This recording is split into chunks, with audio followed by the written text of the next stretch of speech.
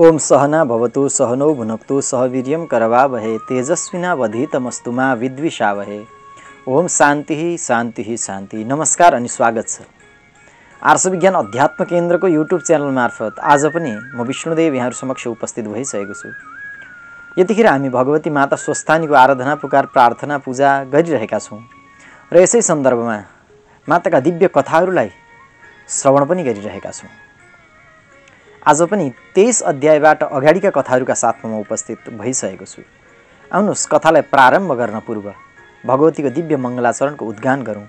सबैजना हातमा चन्दन अक्षता पुष्प लिनुहुनेछ अनि भगवतीको दिव्य वन्दन गर्नुहुनेछ। मै प्रार्थनाका यी मङ्गलाचरणका पंक्तिहरूलाई उद्गान गर्नेछु। जसलाई आउँछ मसँगै गाउनुहुनेछ, जसलाई आउँदैन तपाईँ ध्यानमग्न बन्नुहुनेछ।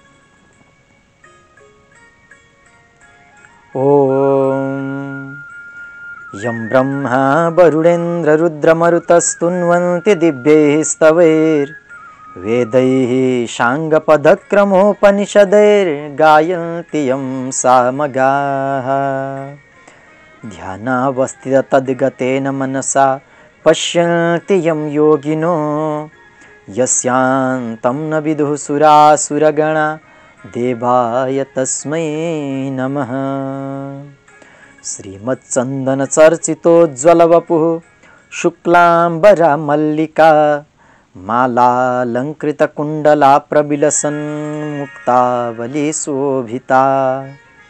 सर्वज्ञाननिदानपुस्तकधरा रुद्राक्षमालाकरा वाग्देवी वनदाम्बुजे वसतु मे त्रैलोक्यमाता चिरं। मुखं करोति वाचालं पङ्गुं लङ्घयते गिरिं यत्कृपातमहं वन्दे परमानन्दमाधवं। नमो भगवते तस्मै व्यासायामिततेजसे यस्य प्रसादात् वक्ष्यामि नारायणकथामिमाम्। नारायणं नमस्कृत्य नरं चैव नरोत्तमं देवीं सरस्वतीं व्यासं ततो जयमुदीरयेत्। साष्टाङ्गं नमनं कृत्वा स्वस्थानीं परमेश्वरीं कथां सुधोपमां देव्याः श्रुत्वाभीष्टफलं लभेत्। श्री स्वस्थानी परमेश्वर्यै नमो नमः। स्वस्थानी भगवती को जय। कृपया कमेन्टमा अवश्य जय जयकारको उल्लेख गर्नुहुनेछ। आउनुहोस् अब कति विलम्ब नगरिकन 23 अध्यायबाट अगाडिका कथाहरूलाई श्रवण गरौँ। अथ त्रयोविंशोऽध्यायः गोमा कन्या जन्म वर्णन। कुमारजी आज्ञा गर्नुहुन्छ हे अगस्त्य मुनि, मैले तपाईँलाई स्वर्गका र पातालका कुरा कहेँ, अब मर्त्यलोकका कुरा पनि कहन्छु। ध्यान लगाएर सुन्नुहोस्। मर्त्यमण्डलको दक्षिणपट्टि ब्रह्मपुर नाउँ गरेको एउटा नगर छ। कुनै एक समयमा त्यो ठाउँमा वेद पुराण र धर्मशास्त्रहरूको अभ्यास गर्ने चारै वर्ण आफ्ना स्वधर्मको नियमपूर्वक पालन गरी बसेका थिए। तीमध्ये शिवभट्ट नाउँ गरेका एकजना अति गरिब ब्राह्मण पनि त्यहाँ थिए। कस्तै दुःख भए तापनि तिनलाई कुनै कुराको लोभ र मोह भने थिएन। कस्तै दुःख कष्ट आइलागे पनि ऊ आफ्नो ब्रह्मकर्म छोड्दैनथे, अर्कालाई दुखाएर कहिले केही बोल्दैनथे। तिनकी धर्मपत्नीको नाम सती थियो।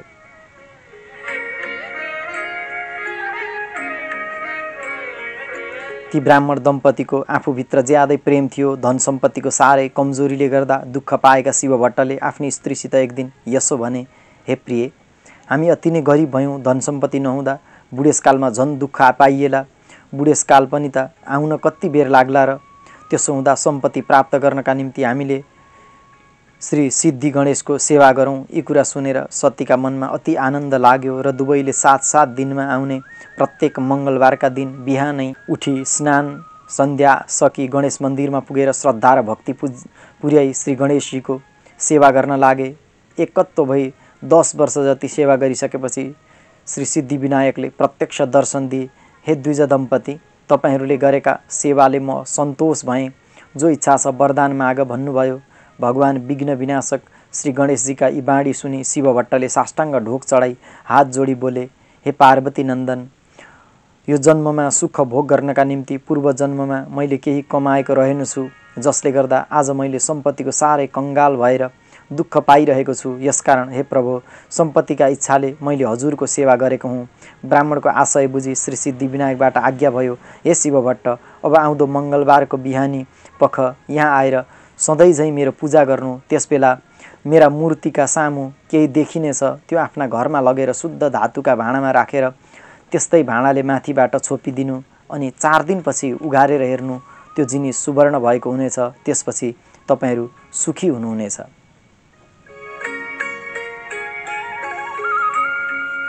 श्री गणेशजीले यस्तो वरदान दिई अन्तर्धान हुनुभयो। ती द्विज दम्पतिले पनि गणेशजीलाई मनबाट साष्टाङ्ग दण्डवत गरी अति हर्षका साथ घर फर्किए।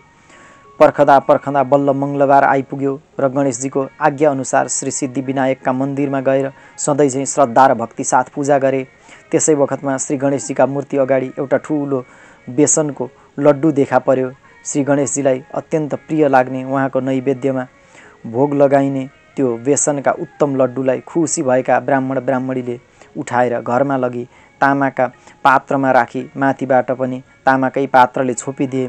4 दिनपछि छोपेको बिर्को उघारेर हेर्दा त्यो ठुलो बेसनको लड्डु त सुवर्णको लड्डु पो भइरहेको रहेछ। यो देखेर बडो हर्षका साथ ती द्विज दम्पतिले बडो यत्नका साथ भण्डारका बाकसभित्र राखे। त्यसपछि आज भन्दै भोलि भन्दै ती शिवभट्ट र सती अतुलनीय सम्पत्तिवाला भएर सुखी हुन गए। घर घर गएर भिक्षा मागी गुजारा चलाउँदै आएका शिवभट्ट ब्राह्मणले एक दिन आफ्नी पत्नीसित भने, हे सती, हामीले पूर्वजन्म कुनै दान पुण्य नगरेकोले यो जन्ममा दरिद्र भएर दुःखका दिन बिताउँदै थियौँ। भाग्यवश श्री सिद्धिविनायकका कृपाले आज हामी धनी र सुखी छौँ। हामीले कर्तव्यलाई बिर्सनु हुँदैन।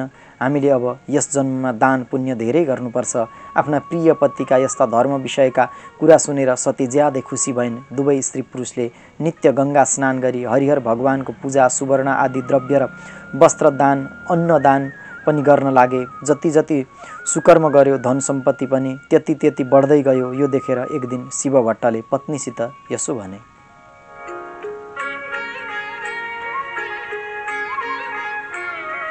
हे सती, हाम्रा सन्तान छैनन्। अब दिनानुदिन बुढियाइले छोप्दै लग्यो। यो सम्पत्ति मात्रै बढाएर के गर्नु? भरे यसको रक्षा र उपभोग गर्ने हाम्रो कोही छैन। यसकारण सन्तान प्राप्तिका निम्ति फेरि सिद्धिविनायकको सेवा गरौँ। पतिका यस्ता सारगर्भित मिठा कुरा सुनेर सतीका खुसीको ठेगान रहेन। उनले हवस् त्यसै गरौँ भनिन्। त्यसपछि अघि झैँ प्रत्येक मङ्गलबारका दिन एका बिहानै श्री गणेश मन्दिर जान दुवैजना हिँडे। उहाँ पुगेर भक्तिपूर्वक श्री सिद्धि गणेशको सेवा गर्न लागे। द्विज दम्पतिबाट फेरि यसरी सेवा भएको देखि गणेशजी प्रसन्न भएर दर्शन दिनुभयो र भन्नुभयो, हे शिवभट्ट, हे सती, तपाईँहरूका सेवाबाट म सन्तुष्ट छु। भन्नुहोस्, यो पालि के चाहिँ वरदान माग्नुहुन्छ? म दिनेछु। यस्तो आज्ञा सुनि अपार हर्षका साथ शिवभट्ट बोले, हे गजानन, हजुरका कृपाले हामीलाई परिपूर्ण सम्पत्ति प्राप्त भयो। सम्पत्तिले हाम्रा चोटा, कोठा, भण्डार, बाकस भरिए। हामी सुखी छौँ। तर प्रभु, त्यो सम्पत्तिको रक्षा गरिदिने कोही नभएकोले हामी सन्तान माग्न चाहन्छौँ। दुवै ब्राह्मण ब्राह्मणीले आफ्नो अगाडि उभिएर जम्ला हात गरी वरदान मागेको देख्दा प्रसन्न भएर गणेशजीले भन्नुभयो, हे द्विज दम्पति, आउँदो मङ्गलबारका दिन यहाँ आएर यसै गरी मेरो पूजा गर्नु। त्यस बेलामा एउटी गौ आएर तपाईँहरू दुवैजनाका मुखतिर हेरिरहनेछिन् अनि ती गाईका मुखतिर हेरेर तिनको पूजा गर्नु। केही बेरपछि ती गाईले गोब्र्याउनेछिन्। त्यो गोबरलाई भुइँमा खस्न नपाई हातमा थाप्नु र घरमा लगी बिर्को भएका चोखा पात्रमा राखी त्यसैका बिर्काले छोपिदिनु अनि 4 दिनपछि त्यो बिर्को उघारी हेर्नु। त्यो गोबरबाट एउटी कन्या रत्न उत्पत्ति भइरहेकी हुनेछिन्। पुत्र र पुत्रीमा केही भिन्नता मान्नु हुँदैन। पुत्र नै पुत्री हुन् अनि पुत्री नै पुत्र हुन्। पुत्रलाई पुत्री समान माया र इज्जत दिनुपर्छ अनि पुत्रीलाई पनि पुत्र समान माया र इज्जत दिनुपर्छ। श्री गणेशजीबाट यो आज्ञा भएपछि शिवभट्ट र सती हर्षले गदगद हुँदै श्री गणेशजीलाई साष्टाङ्ग प्रणाम गरी आफ्ना घर फर्किए। सिद्धिदाता गणेश पनि देख्दा देख्दै अन्तर्धान हुनुभयो। अघि जस्तै बल्ल बल्ल मङ्गलबार आयो। एका बिहानै उठी स्नान सन्ध्या सकी पूजाको सामग्री लिएर शिवभट्ट ब्राह्मण आफ्नी स्त्री सती सहित भएर श्री सिद्धिविनायक मन्दिरमा गए। उहाँ पुगी श्री उहाँ पुगी श्री सिद्धिविनायकको पूजा गर्न लाग्दा एउटी गाई आइन् र ती दुवैका मुखतिर हेरिरहन्। श्री गणेशजीको पूजा सकिएपछि शिव र सतीले ती गौलाई प्रणाम गरे। त्यसै बखतमा गाईले गोब्र्याइन्। त्यो गोबरलाई भूमिमा गिर्नुभन्दा अगावै शिव भट्टले हात थापे। त्यसपछि गौ र श्री सिद्धिविनायकलाई परिक्रमा गरी प्रणाम गरी ती दम्पति घरमा गए।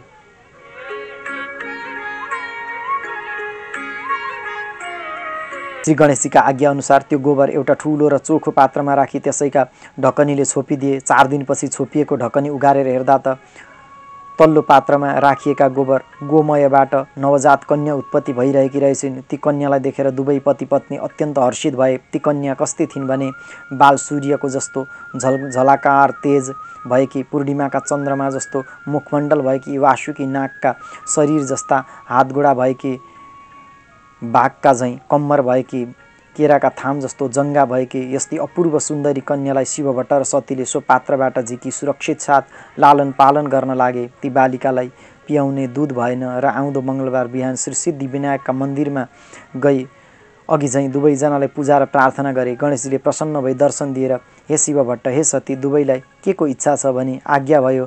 तब ब्राह्मणले अघिसरी बिन्ती गरे, हे विनायक, हजुरको कृपा पाएर हामीलाई सन्तान प्राप्त भयो, तर त्यसलाई पियाउने दूध नहुँदा निवेदन गर्न आएका हौँ। ब्राह्मणका यी कुरा सुने मैले ती बालिकाका निम्ति दूध दिएँ भन्ने श्री गणेशजीबाट आज्ञा भयो र ती दुई दम्पति खुसी हुँदै घर पुगे। उहाँ पुगेपछि सतीले आफ्ना स्तन्नी चोरी हेर्दा दूध आयो र दुवैले श्री गणेशजीलाई भक्तिभावका साथ मनबाट प्रणाम गरे। त्यसपछि माता सतीले बालिकालाई दूध चुसाएर सयार सुसार गर्न लागिन्। सीताजीको उत्पत्ति हुँदा राजा जनकलाई जुन हर्ष र आनन्द भएथ्यो, शिव भट्ट ब्राह्मण र सती ब्राह्मणीलाई पनि त्यस्तै आनन्द प्राप्त भयो। बालिकाको जातक कर्म छैटी कर्म सम्पन्न हुँदै जब 11 दिन पुग्यो, त्यस दिन वेद पढेका विद्वान गुरु डाकी आफ्ना शक्ति अनुसार शास्त्र र कुलाचारका आधारमा सुतक शुद्धि कर्म भयो। गुरु पुरोहितले भने, हे शिव भट्ट, तपाईँ धन्य हुनुहुन्छ। यी बालिका धेरै भाग्यमानी छिन्। सम्पूर्ण लोकले यिनलाई मान्नेछन्। गाईको गोबर अर्थात् गोमयबाट उत्पत्ति भएकी र नक्षत्रको पाउ पनि त्यस्तै परेको हुँदा यी बालिकाको नाम गोमा जुर्यो। यो नाम लोकमा प्रख्यात हुनेछ र यिनलाई सबैले सधैँ सम्झिएर पूजा गर्नेछन्। शिव भट्टले पनि गुरुहरूका आशीर्वाद रूपी वचन सुनेर खुसी भई श्रद्धापूर्वक भोजन र दक्षिणा सन्तुष्ट गराएर बिदा दिए। गुरुहरू पनि आफ्ना आफ्ना आश्रममा जानुभयो। हे अगस्त्य मुनि, ता उपरान्त गोमा बालिका शुक्ल पक्षका चन्द्रमा बढे झैँ बढ्दै गएर 5 वर्षकी हुन पुगिन्। एक दिन उनका बाबा आमाले भने, हेर छोरी गोमा, हामी गङ्गा स्नान गरेर आउँछौँ। तिमीले पूजाको सामान तयार गरी अक्षता पनि केलाइराखे है। यसरी छोरीलाई अराएर ती दुई दम्पति गङ्गाजी तर्फ गए। उनीहरूको नित्य गङ्गामा जाने, उहाँ गएर हरिहर भगवानको पूजा गर्ने र सुवर्ण वस्त्र अन्न आदि दान गरेर आउने नियम थियो। ती दुई दम्पतिका यस्ता सत्कर्मका पुण्य प्रभावले गर्दा इन्द्रको लोक अमरावती कम्पायमान हुन लाग्यो। यो देखेर इन्द्रादि 33 कोटी देवता डराउँदै कैलाश पर्वतमा पुगे। उहाँ पुगी श्री महादेवसित बिन्ती गर्न लागे। यस मरहर मर्त्यमण्डलका दक्षिण कोणमा ब्रह्मपुर नामको एउटा नगर छ। त्यहाँ शिव भट्ट र सती नाम गरेका एक ब्राह्मण दम्पति छन्। ती दुई स्त्री पुरुष मिली हजुरका पुत्र गणेशजीको सेवा गरेर उनलाई रिझाई अनगिन्ती धन सम्पत्ति पाएका छन्। तिनले त्यो धनलाई पुण्य कमाउने कार्यमा लगाई नित्य गङ्गामा स्नान गरी हरिहर भगवानको पूजा गरी सुवर्ण वस्त्र द्रव्य अन्न आदि दान गरेर मात्र घरमा आउने नियम बनाएका छन्। हे प्रभु, तिनीहरूले गरेका दान धर्मका प्रभावले अमरावती हल्लियो। हे करुणावतार, ती ब्राह्मणले श्री गणेशजीका वर प्रसादले सम्पत्ति पाए पनि सन्तान पाएका थिएनन्। तर फेरि पनि गणेशजी प्रसन्न हुनुभई 32 लक्षणले युक्त भएकी परम तेजस्वी अत्यन्त सुन्दरी एक पुत्रीको पनि वरदान दिनुभयो। हे परमेश्वर, अब हजुरबाट हाम्रो रक्षा नभएमा हामी अमरावतीबाट पतन हुनेछौँ। हे नाथ, हाम्रो उद्धार गरिबक्सियोस्। देवताहरूका यस्ता निवेदन सुनि श्री महादेवले देवतालाई आश्वासन दिनुभयो, हे इन्द्रादि देवता, तिमीहरूको रक्षा म गरौँला। अब ढुक्क भएर अमरावतीमा फर्क।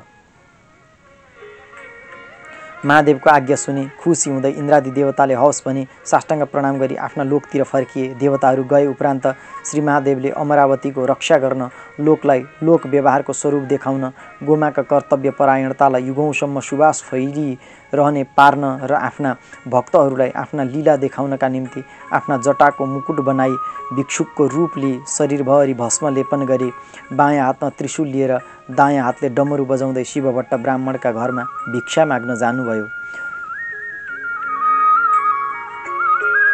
त्यस बखतमा गोमा पूजाका निम्ति अक्षता केलाउँदै थिइन्। श्री महादेव पनि त्यहाँ पुगी घरका बलेसीमा उभि अलख जगाउनुभयो। भित्रबाट गोमाले, हे भिक्षुक, मेरा बाबा महतारी गङ्गा स्नान गर्न जानुभएको छ, म पनि पूजाका अक्षता केलाउन थालेकी छु। भिक्षा दिने मानिस अर्को छैन, एकैछिन पर्खनु होला, म छिट्टै भिक्षा दिन आइजानेछु भनेर पर्खाइन् र थोरै बेरपछि भिक्षा लिएर दैलाका बाहिरपट्टि सिकुवामा निस्किएर भनिन्, हे भिक्षुक,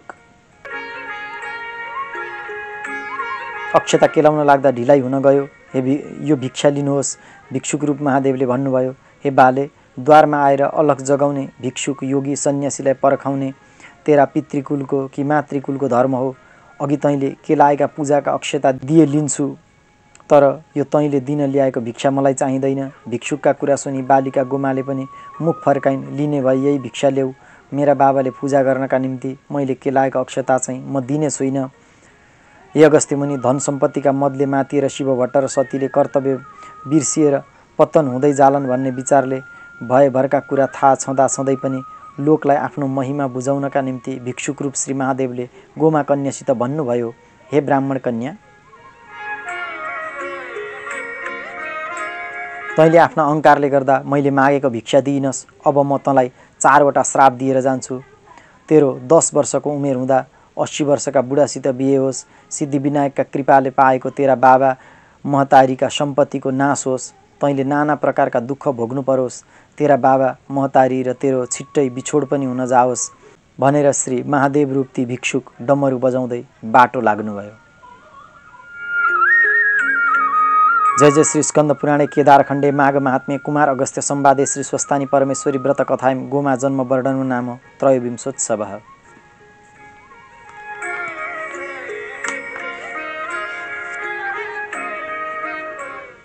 ओम उपनयतु मंगलम वह सकल जगन मंगलालय श्रीमान दिनकर किरण नवोदित नवनलिन दल निवेक्षण श्रीकृष्ण काले वर्षतु पर्जन्य पृथिवी शस्यशालिनी देशोऽयं क्षोभरहितो ब्राह्मणाः सन्तु निर्भयाः अपुत्राः पुत्रिणः सन्तु पुत्रिणः सन्तु पौत्रिणः निर्धनाः साधनाः सन्तु जीवन्तु शरदां शतं तत्रैव गंगा यमुना च तत्र गोदावरी सिन्धु सरस्वती च तीर्थानि सर्वाणि वसन्ति तत्र यत्राचितोद्धार कथा प्रसंगः या कुन्देन्तु तुषारहार धवला या शुभ्रवस्त्रावृता या वीणाभरदण्डमण्डितकरा या श्वेत पद्मासना या ब्रह्माच्युत शंकर प्रभृतिभिर्देवैः सदा वन्दिता सा मां पातु सरस्वती भगवती निशेषजाड्यापहा कायेन वाचा मनसेन्द्रियैर्वा बुद्ध्यात्मना वा नुसृतेः स्वभावात् करोमि यद्यत् सकलं परस्मै नारायणायेति समर्पयेतत् अनन्यचेतसा भक्त्या श्रुतं यच्च कथामृतं समर्पयामि तत्सर्वं स्वस्थानीं परमेश्वरीं श्री स्वस्थानी परमेश्वर्यै नमो नमः।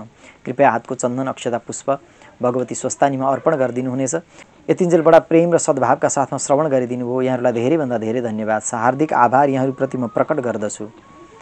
भगवती माता स्वस्थानीले यहाँहरूको सम्पूर्ण मनोकामनालाई पूर्ण गर्नुहोस्।